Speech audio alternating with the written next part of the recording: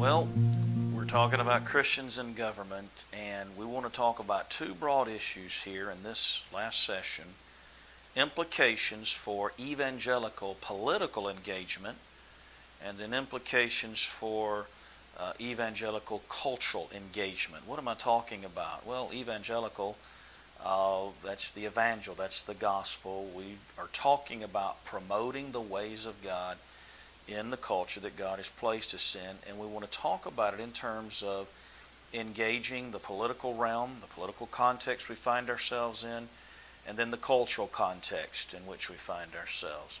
So let's talk about political engagement first, and this is a summary in a sense, but these are things to keep in our hearts and in our minds.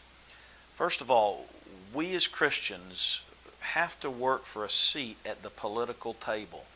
We want to speak. We want to talk. That's how we promote the things of God in the world. We exert truth, gospel influence in the political arena.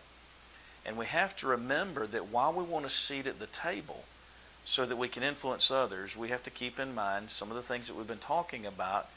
One of those things is that government can't save us, and we have to reject coercion and affirm a liberty of conscience. Freedom is a divine gift. God has given it to us. And so we don't want to bind the conscience of others. We don't want to bind the speech of others. We don't want to bind the worship of others or the assembly of others. We don't want others prohibiting us from those freedoms that are God-given.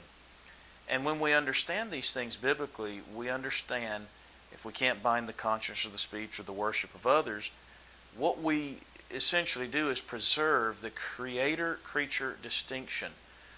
Those who would take man's freedom put themselves in the place of the Creator. They put themselves in God's place. But as Christians, we're bound by God. We're bound by His will, His ways, and His sovereignty. He's the one who's created us. He's created us in His image, and so we don't want to take the liberty or the life of anyone. And so again, it comes back to this issue of non-coercion. Faith can't be coerced, and so all persons, Christian and non-Christian alike, have to be respected in freedom of conscience.